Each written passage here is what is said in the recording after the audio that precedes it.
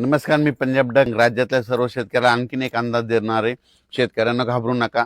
सगळीकडेच पाऊस पडणार आहे. म्हणजे आजपासून परत पावसाचा जोर वाढणार आहे.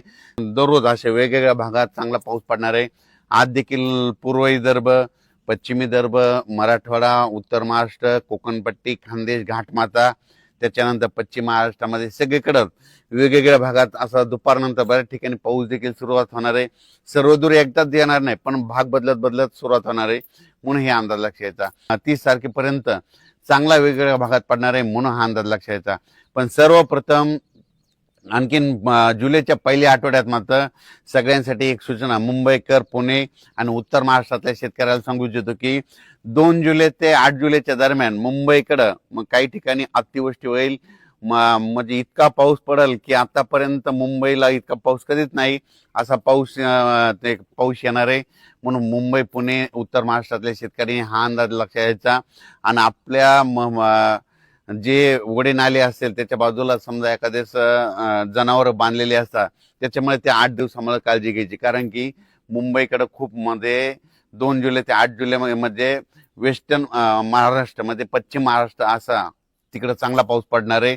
म्हणून हे अंदाज लक्षात घ्यायचा.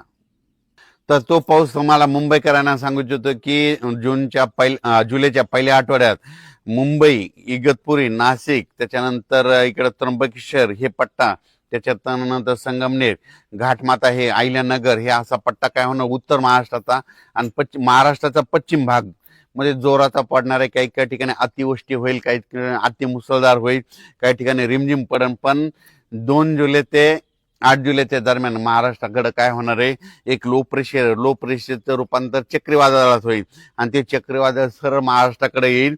आणि त्याच्यामुळे महाराष्ट्राकडे मग काय होणार आहे, महाराष्ट्रामध्ये ठिकठिकाणी म्हणजे जुलैच्या पहिल्या आठवड्यात मुसळधार पाऊस पडणार आहे. म्हणून हा अंदाज लक्षात घ्यायचा.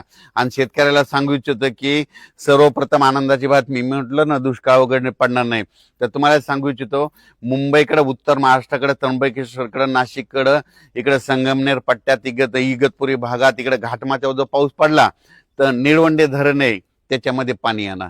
त्याच्यानंतर मुळा धरणात देखील थोडी आवक सुरुवात होणार. त्याच्यानंतर काय होणार आहे, इकडं गंगापूरचं धरण आहे, त्र्यंबकेश्वरला पाऊस पडला तर त्या गंगापूरला येत आहे.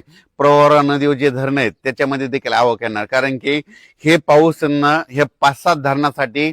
आणि त्याच्यानंतर तुम्हाला एक सांगू इच्छितो की नाशिककडे जे छोटे छोटे 2 TMC, 4 TMC, 5 TMC, 11 TMCचे, काही 15 TMC, 22 TMCचे जे छोटे छोटे धरणे आहेत, ह्या पावसात मात्र ते चांगले तुडुंब भरून जातील. म्हणून हा अंदाज लक्षात द्यायचा. कारण ते पाऊस येणारच आहे. कारण की जुलैच्या पहिल्या आठवड्यात पश्चिम मुंबईकडे, उत्तर महाराष्ट्राकडे चांगला पाऊस पडणार आहे.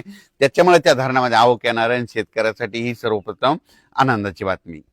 तर जुलैच्या पहिल्या आठवड्यात, आता तर हे पाऊस पडणार ते 30 जून पर्यंत, पण जुलैच्या पहिल्या आठवड्यात मुंबई, त्र्यंबकेश्वर, नाशिक, त्याच्यानंतर अहिल्यानगर, संभाजीनगर, संगमनेर पट्टा, घाटमाता, पुणे ह्या परिसरात मुसळधार पाऊस पडणार आहे. त्याच्यामुळं हे तिकडला प्रश्न मिटल.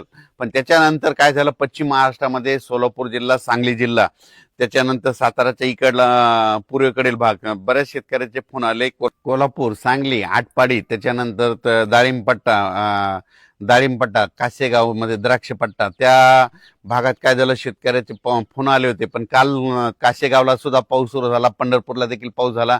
आणि सोलापूर जिल्ह्यातले सांगू इच्छितो की सोलापूरकडे देखील पाऊस येणार आहे. आता